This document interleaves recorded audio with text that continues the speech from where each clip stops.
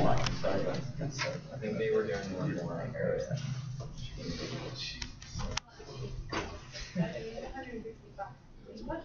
Yeah. So if you bloody through it.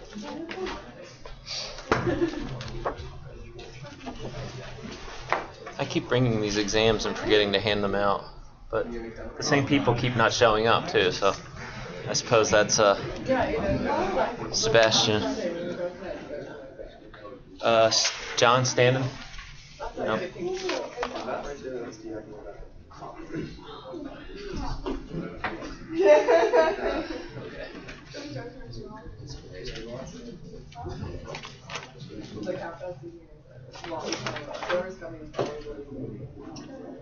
So Andrew, you're here? Yeah. Okay, good. Any questions? No? All right. You're kind of in a bit of a period of time where you have some flexibility because nothing's due until after spring break. But I would encourage you to sort of try to get on this stuff a little bit earlier than perhaps you have been in the past.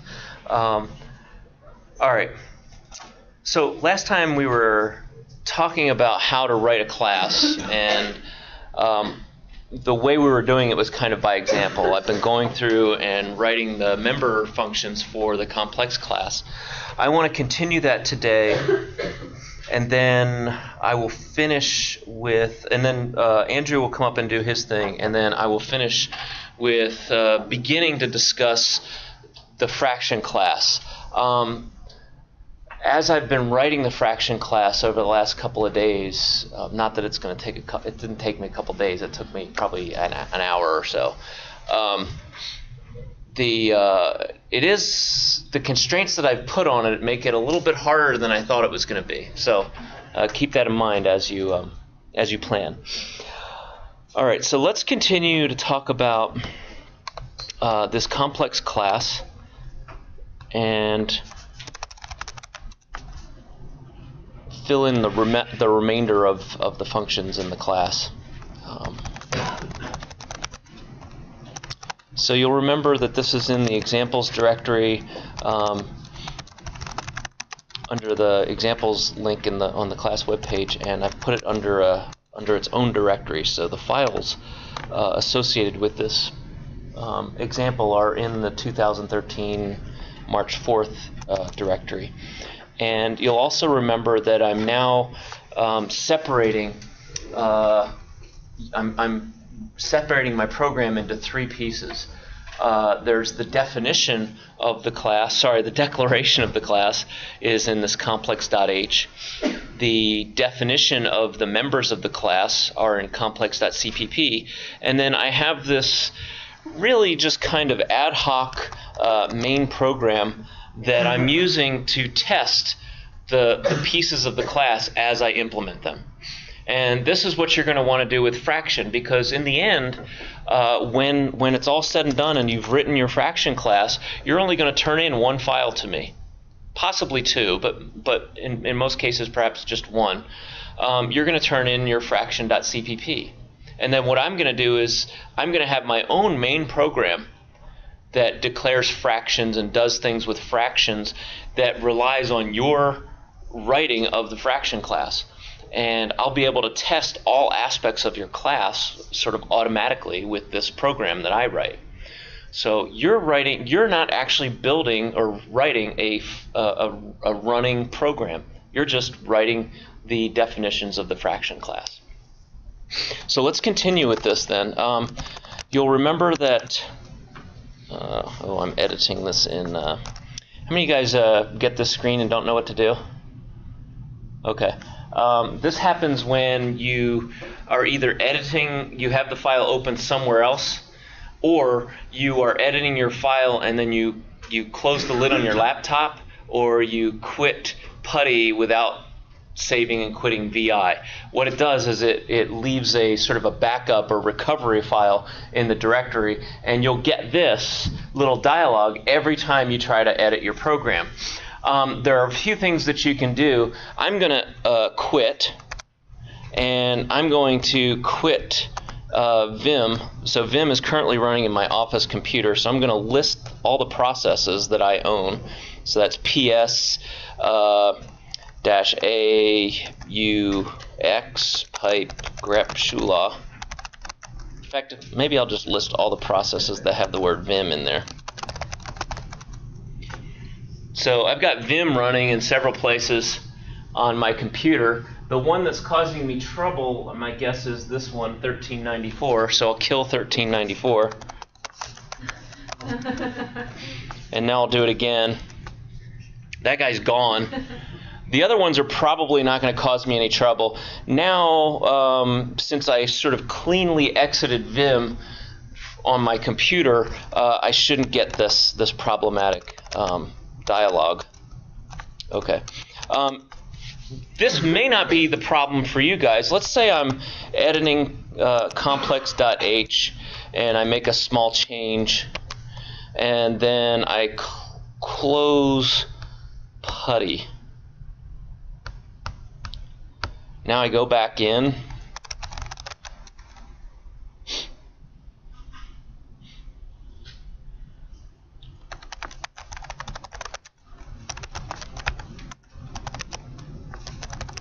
Oops.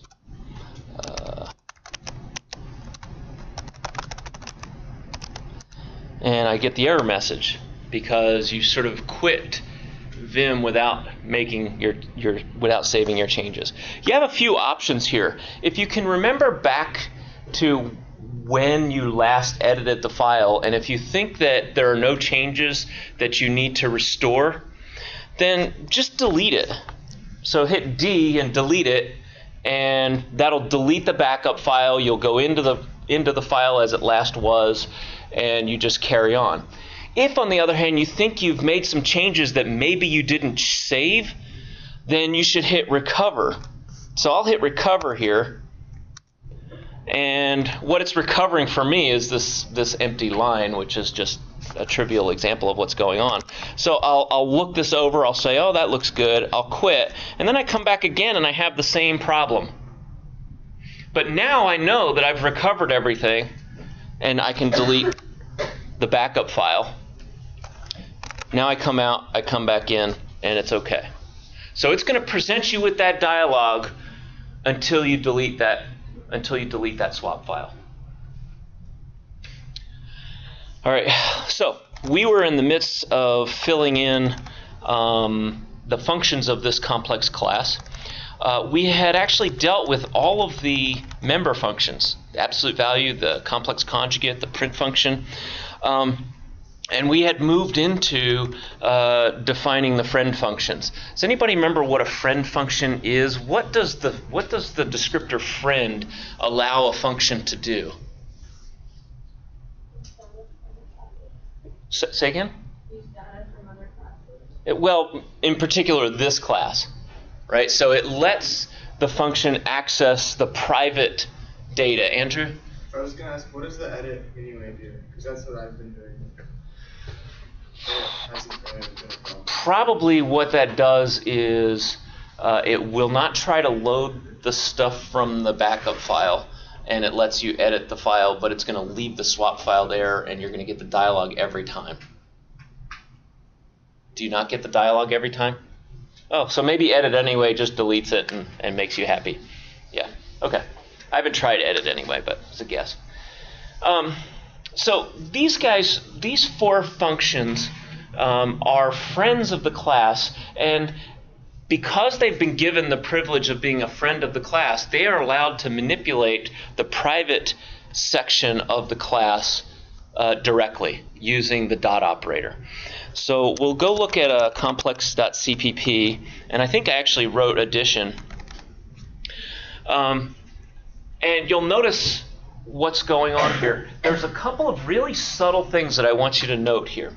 One is the add function, because it's a friend, can access z.real, w.real, z.imag, w.imag directly using the dot operator.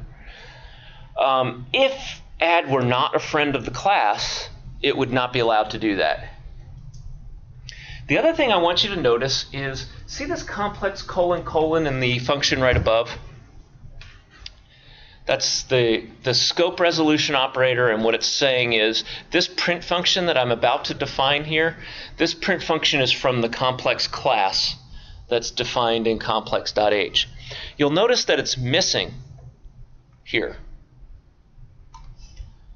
The reason for that is add is not a member of the complex class.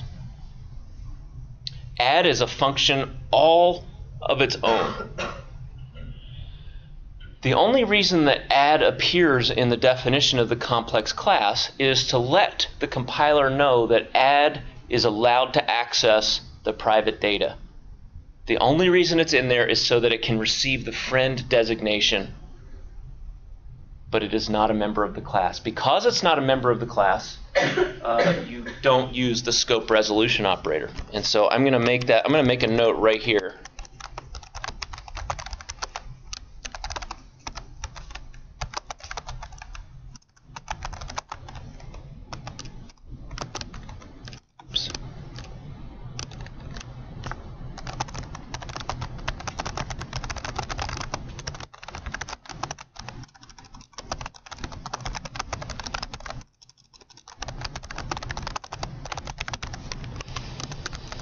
Okay, so it's a friend of the class, but not a member of the class. And friends are never members.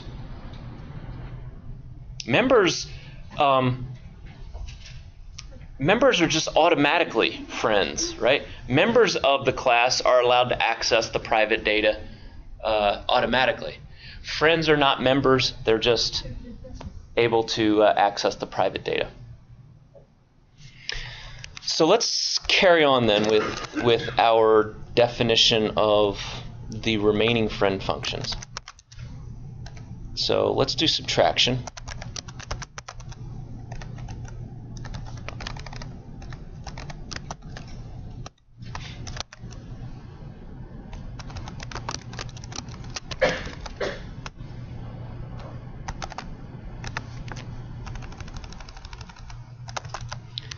Subtraction is a whole lot like addition.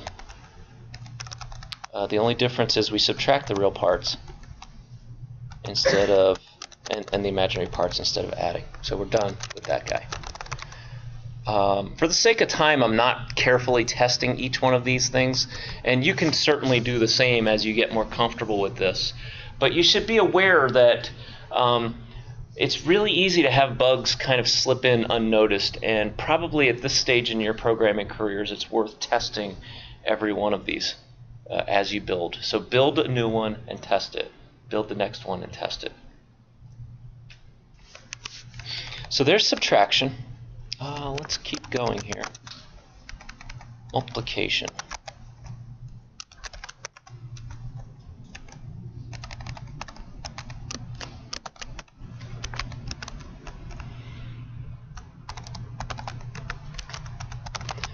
Again, the variable names that you use as the arguments to the function, don't worry about them conflicting with anything else. All right, let's go back to our notes here and remind ourselves what the formula for multiplication is. I think, well, let's just be safe here.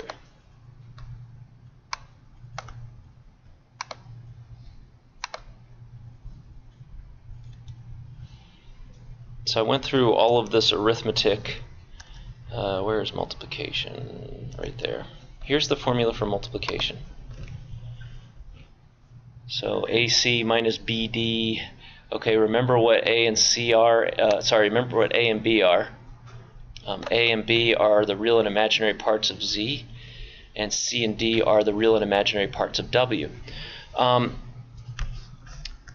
Here's a tip. Often, for example, you're going to find this in the fraction class. You're going to do some scratch work on a piece of paper to derive a formula.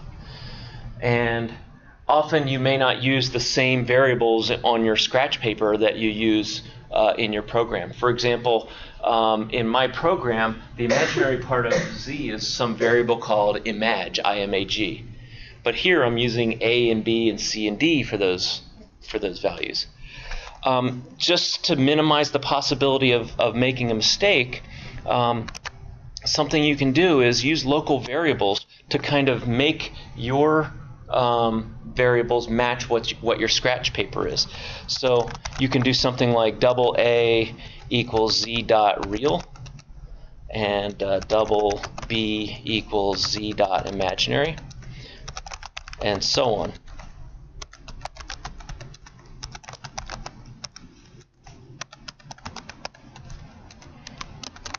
This is useful because now I can use A, B, C, and D as proxies for z.real, z.imaginary, etc.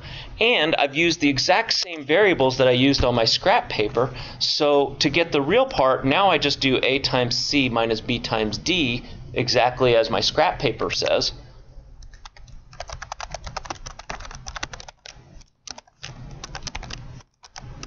Oops. Sorry, A times C minus B times D. And that is the real part, and then the imaginary part is A times D plus B times C. Could you have declared it higher so you could use it for addition and subtraction? Yeah, I could have done that, but what I would have done is put these four guys in each of those functions, made them local functions and local variables in each. I want to avoid declaring global variables. I want them all to be local. But absolutely, I just felt like this wasn't quite as complicated as this, and so does everybody see what I'm doing there? So I declare these local variables and use the names that match my scrap paper so that I minimize the possibility of a mistake. Let's test this guy. Go ahead, Emily. So say we run a main program and we want it to add 3 complex variables. Is how the computer does that, adds the first 2 and then adds the next? No, we're actually kind of stuck. Okay. So let me go to main here. And let's first test the multiplication of 2 complex numbers. What are 2 complex numbers that might be worth multiplying that we would know the answer to?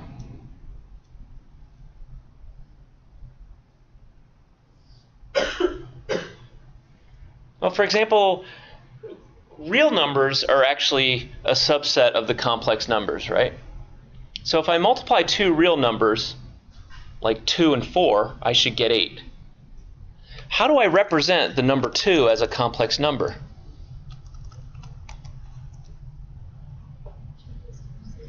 Two and 0, right? The real part is 2, the imaginary part is 0. And let's do 4 and 0. And we'll multiply these guys together. Oh, let's just get rid of that. So x will equal the product of z and w. And let's just print out z star w. So does everybody see what I did there?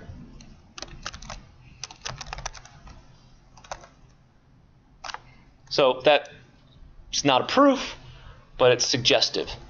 What are 2 complex numbers that I know the product of?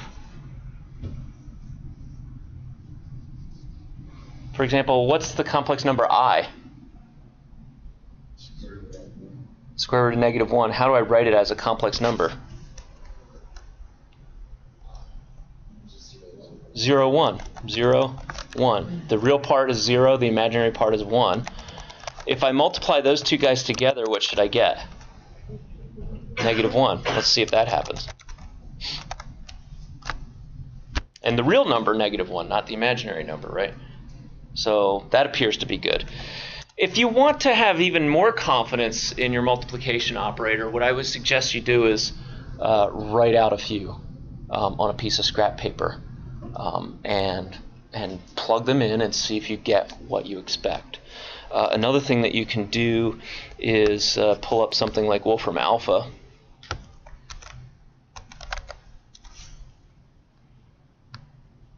And just multiply, say, 1 plus 2i. I guess I should put parentheses around this.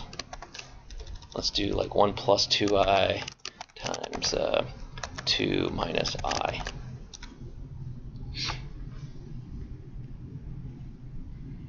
So the result is 4 plus 3i. So if we make z 1 and 2 and w 2 and negative 1, then x should come out to be 4, 3. Right? So let's do that.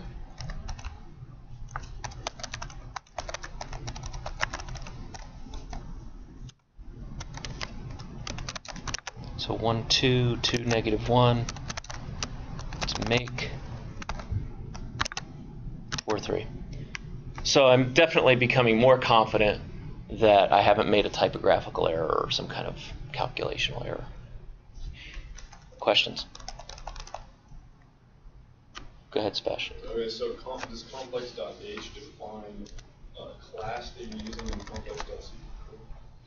So complex.h is the equivalent of, remember when we were doing functions, we would declare the function above and then we would define the function below? Complex.h is the equivalent of declaring the class above. And all it does is tell the compiler that when it encounters something like this, complex, that's okay. It's safe to use that as a data type. Or when it encounters something like x.print, that's a legitimate thing to do to x. But it's not actually defining what happens when I call x.print.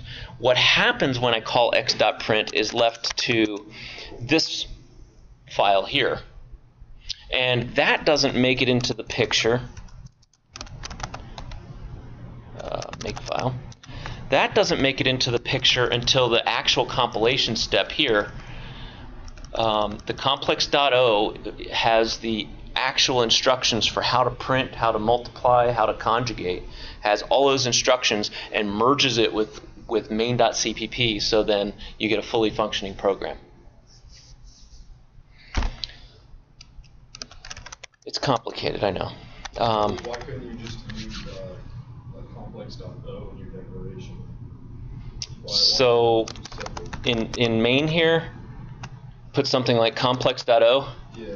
Yeah, because complex.o actually doesn't have any information about these symbols like complex, the data type, print, and so forth. All it has is how to actually do print. But it doesn't tell the compiler that print is an okay thing to have in a program. It's a very subtle difference. This guy deals with the symbols or the syntax that you're using to program, and the complex.o deals with the machine code necessary to actually execute these functions. So they're two separate things. One is syntactical, and one is at the machine level. And .h and .o, that's always the... That's the standard, yeah. Mm-hmm. All right, and where does complex.o come from? How is it created?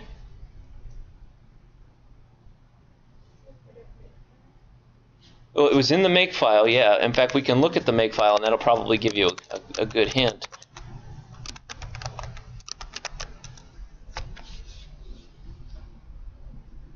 So where does complex.o come from in this picture?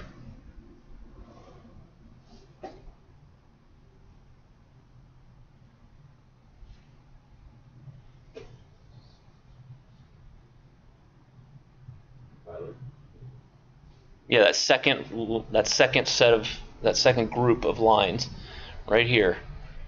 This is where you compile complex.cpp, and in there are all the instructions on how to print, how to conjugate, how to multiply, how to add. All of those things are translated into an unreadable file of machine instructions, complex.o. And those machine instructions are then linked to your main program up here in the first group. How does a makefile work? The makefile is a list of rules. The first rule is the default rule. The name of the rule is really not important, but I typically follow this convention.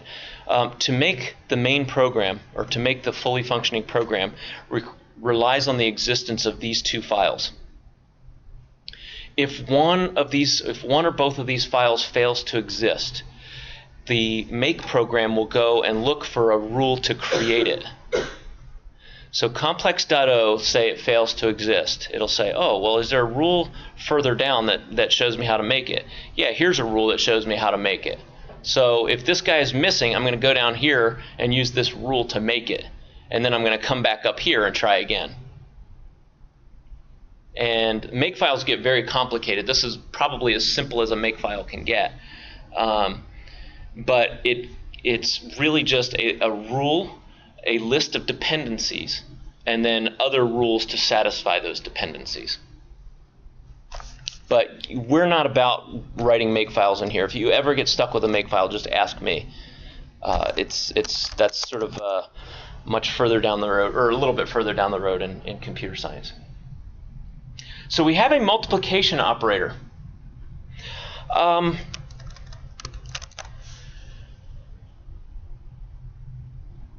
Let's talk a little bit about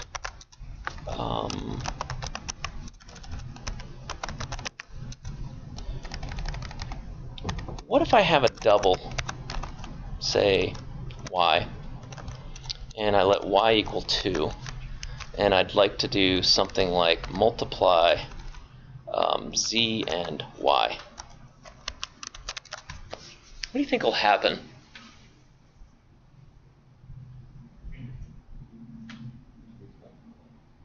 Two is not complex. No, it's going to yell at me. On the other hand, multiplying a complex number by 2, does anybody know what 2 times the complex number 1 plus 2i is?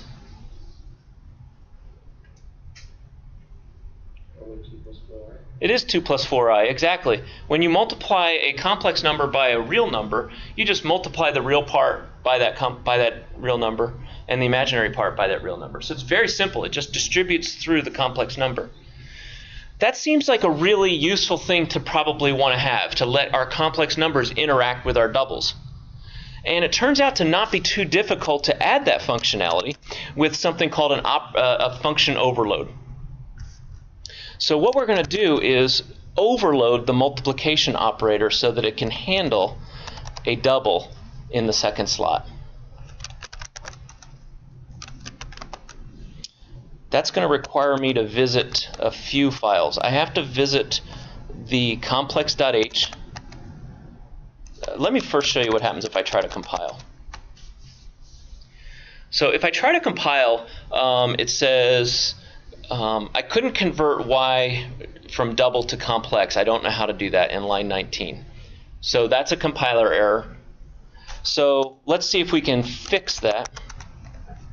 I'm going to make a copy of this friend function declaration, and it's going to be exactly the same, except the second argument is going to be a double. So this is an overload.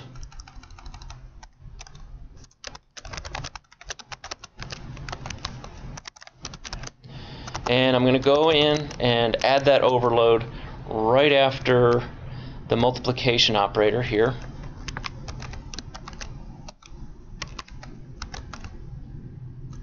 And I'll put in a z for a dummy argument and say a y for a dummy argument here. Now, there are a couple of ways that you could do this, but since we've already written a multiplication function, let's use it. Return complex, nope, z, sorry, return mult, z complex y0. Multiply already knows how to deal with two complex numbers, right? So what I'll do is I'll use the existing multiply and I'll give it z in the expected slot, and then I'll take y and turn it into a complex number. Y is a real number, but we know how to make it into a complex number, right? This turns into the complex number y plus 0i, or just y0.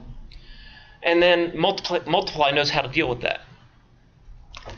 This should be enough.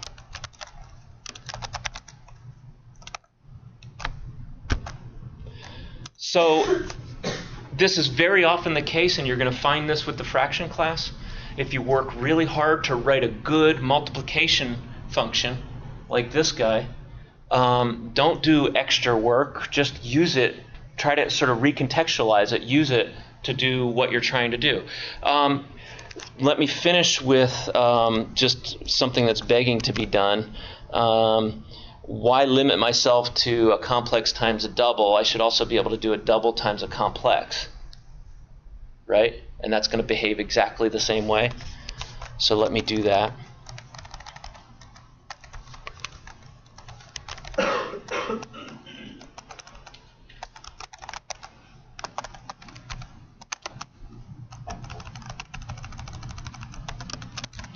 So there is double times a complex. And let's go back into the header file and make sure we put it in there.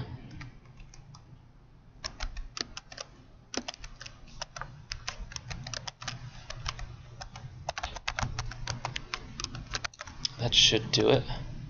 I'll get rid of the dummy variables since that's what we've been kind of doing here. And the curly brace, thank you.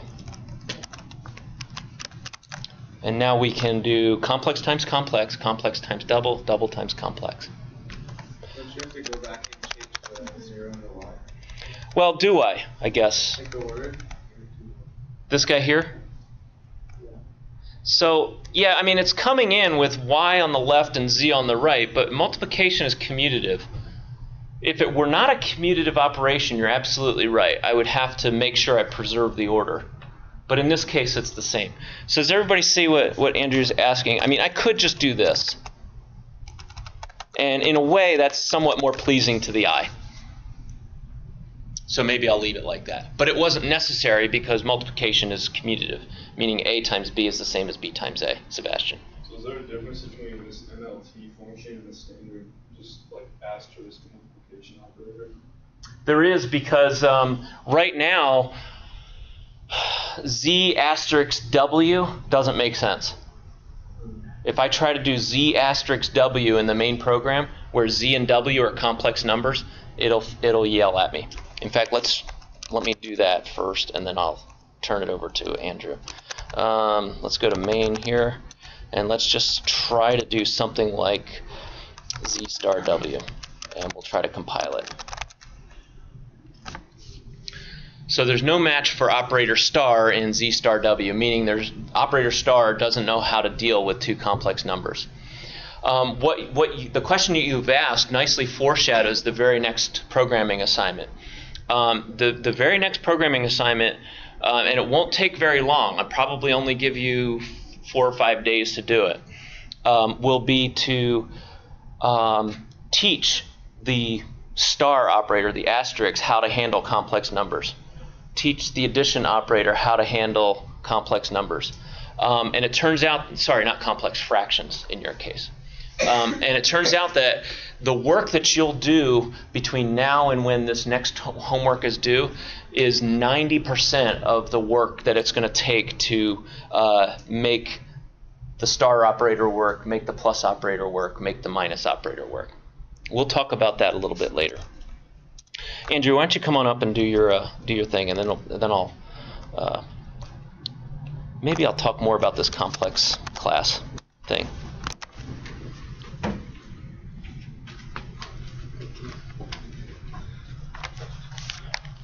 All right.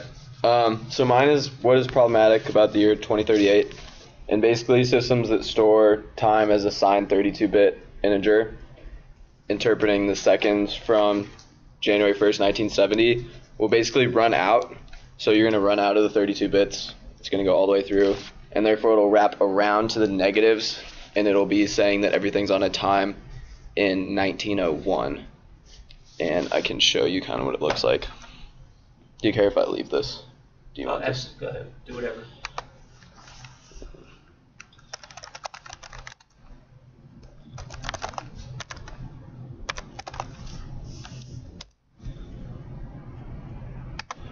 Alright, so if you see, just kind of watch there for a second.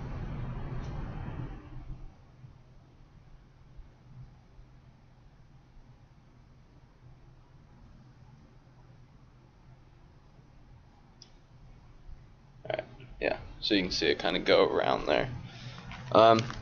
And so what's affected by this? Basically anything that's an embedded system that uses dates for computation or diagnostic logging. So this is like a lot of new things like hybrids, because they use embedded systems for the use of maximizing efficiency. Anti-lock braking, aircraft guidance system, GPS receivers, cell phones. I guess if you, on some of your Androids, if you were to set your date to 2038, it'll actually crash and you won't actually be able to turn it back on. So careful with that. Do that. Yeah, and the solutions to it, there's really no solution, because if you change the time t within the program, it's going to cause code compatibility problems, and you're going to have to recompile the entire program, which I think that would just take a really long time to do. And if you'd say, like, why don't you change it to an unsigned integer, kind of like our second homework, where it makes it go twice as high, and then it wouldn't be able to read dates before 1970, so anything that uses a date before 1970, it wouldn't be able to recognize that anymore. And basically what we're doing for it is we're using 64-bit time now in newer programs that we're developing, so then we're good until year 292 billion, so 20 times longer than the estimated age of the universe, so we're probably good there. Any questions? It sounds a lot like the Y2K, so I don't know, I was pretty young at that point, so I don't really remember it very well, but how is it different from that? We're gonna need to start buying canned food. Yeah, exactly. I don't know. Hide your kids, hide your wife. Yeah, I mean, really, there's nothing you can do about it. Like, if you're using something that uses 32-bit, there's really nothing you can do. I mean, we're talking about, what, 25 years from now? Yeah.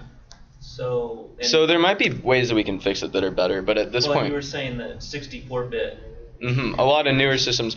But anything that you're using currently, you can't really change. So, for example, for whatever reason, if you're using something that you're going to still be using in 25 years, you can't really do anything about it. So. There's probably going to be some stuff. But then, I mean, at this point, you can't. Yeah. There's not much you can do. No, I mean, there's probably going to be some equipment. Oh yeah, used exactly. In 25 years. Yeah. So. Yeah. But it probably won't be like really prevalent. Like Wall Street won't crash or anything like that. Yeah, I would imagine important things will be able to figure something out.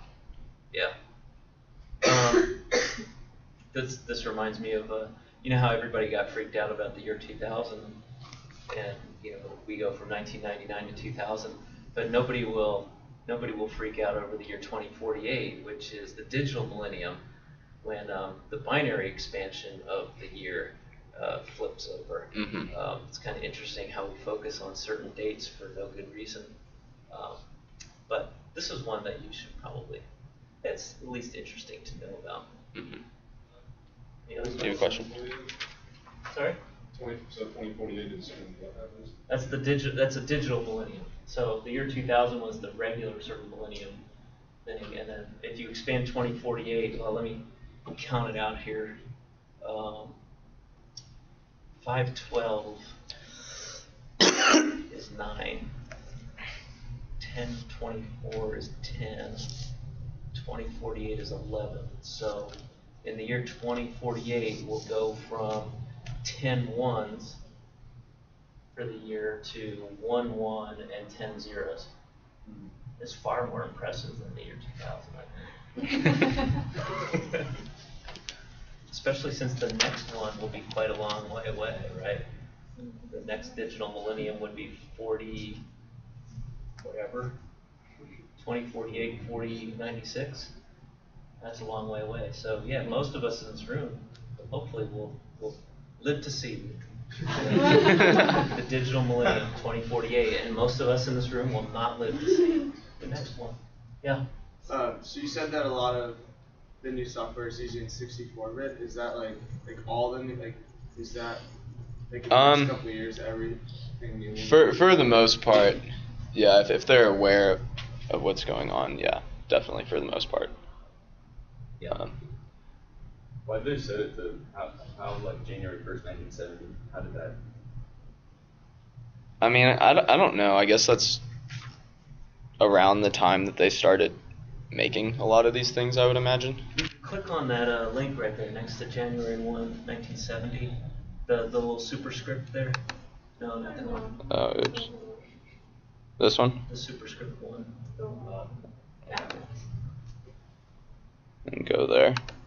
Possibly. I don't know. Unix was first being written in the early 70s, and so it was somewhat arbitrary. There were no Unix computer systems prior to 1970, and they just kind of, the developers sort of arbitrarily said, let's just make it January 1st, 1970, and we'll store the number of seconds from January 1st, 1970, and this is where you end up with the 32-bit integer. Anything has to use that time. Like, any Unix system that's called the epoch, E-P-O-C-H, and any POSIX compliant Unix system will use January 1st, 1970 as the. So, like, you get problems if you set it to 2038. Would you get problems if you set the date to before? Yeah. I mean, not really, because it can it's handle a signed that, integer. Yeah. So it can handle to work 19. Negative. But if you go really far back, yes. You'd have to go to 1900, because the signed int allows it to go just as far before 1970 as well. So, yeah. Last one. So when all this stuff was made, was 32-bit like the most they could even do? Is that why they didn't do more? Well, honestly, they probably weren't thinking about it, I would imagine. They're just trying, they're experimenting, trying to develop when they things. did it was like 8 bits probably. Yeah. Or 16 bits or something, so it's probably worse. Mm-hmm. It's just that 32 bits are sort of the standard rate. If you're making something, you're kind of like, okay, this is going to last for 70 years. I don't know. You're probably not thinking about it too much, I would guess.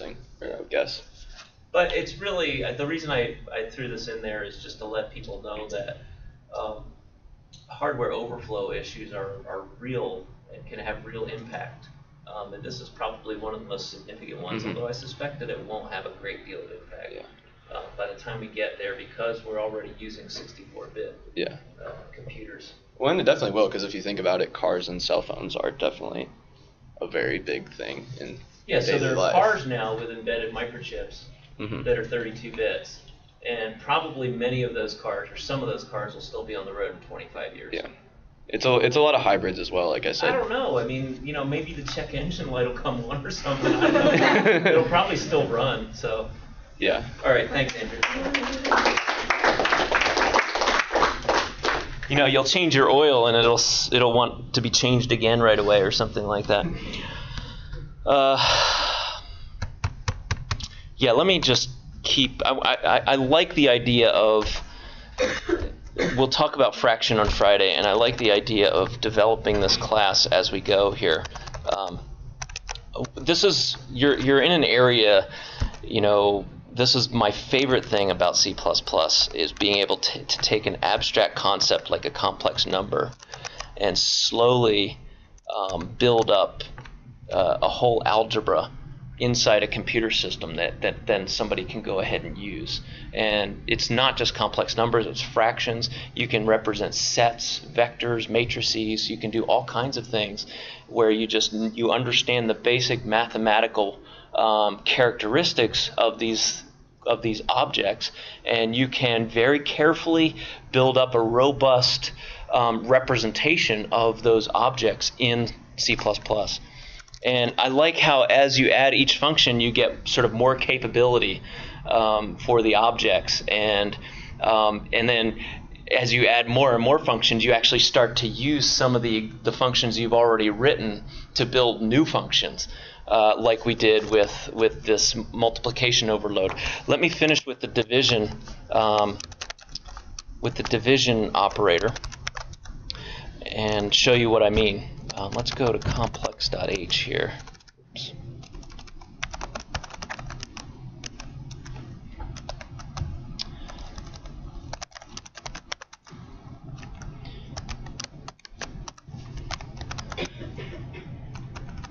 So I'd like to divide, say, z by w.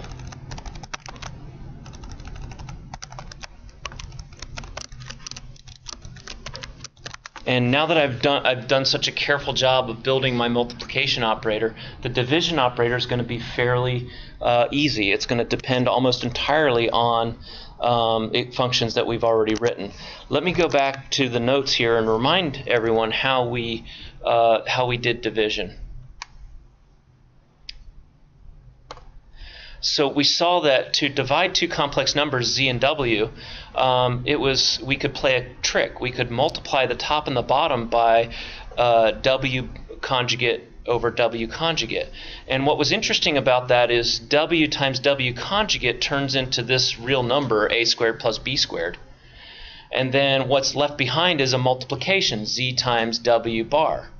Now, I have already carefully written a multiplication function that not only can multiply two complex numbers, but can multiply a real number times a complex number. And I've written a conjugation operator. Or, if you like, I've written an absolute value operator, either one. Let's see if we can't use the functions we've already written to do division. All right, so we know that we have to get our hands on the conjugate of w. So we're going to just return a complex number, and we are going to multiply z and w conjugate.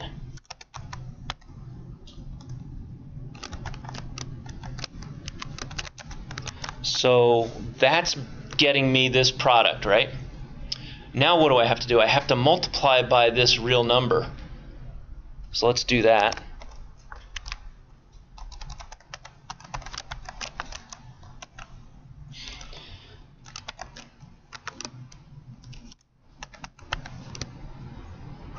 Yeah, I guess we'll do that, yeah.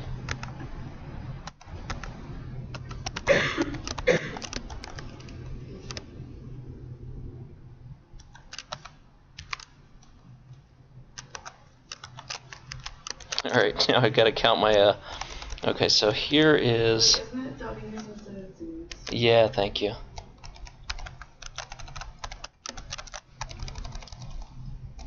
So I want to take, oh, but it's not going to work there, is it?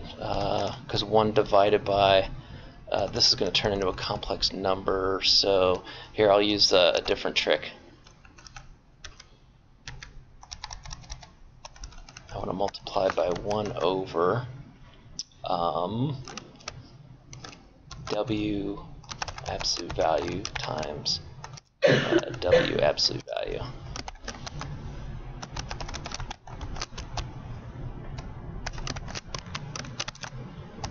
All right, and where is that guy? Okay, I think we're good. I know that's a lot of parentheses, so let me try to parse it out here for you. Okay, I couldn't use the exact trick that I wanted to use, but what I do know is, remember that the absolute value of a complex number is the square root of the real part squared plus the imaginary part squared? So if I want just a squared plus b squared, I can just square that. So we see that z times z bar is a squared plus b squared. And we see that the absolute value is the square root of that guy, which I talked about up here.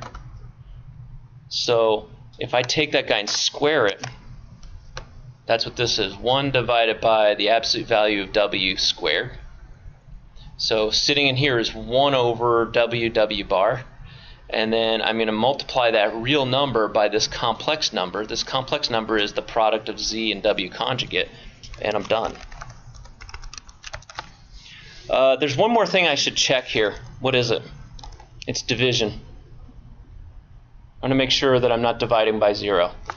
So I'm going to assert, and this is a new thing, and then I'll let you go, assert that the absolute value of w is not equal to 0. And if I'm going to use that, I better include the assert header.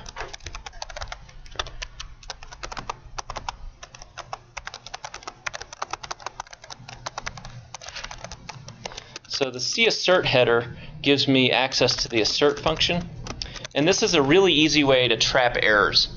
So before I do this operation, I want to make sure that the absolute value of w is not equal to 0. That's a quick way of making sure that a complex number is not 0. Let me make this guy.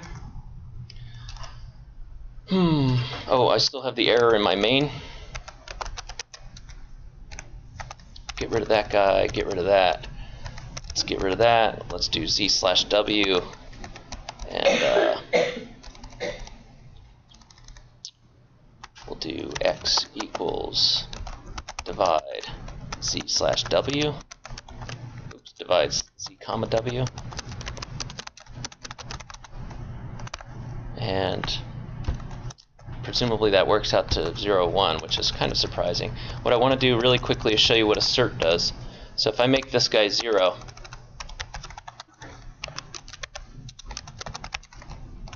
and I try to run it, I get this really nice error message. It says, in the division function, the assertion w.absolute value not equal to 0 failed. So it prints out a nice message to the user saying what the problem was. We'll talk more about this on Friday, and we'll get really into the fraction class on Friday.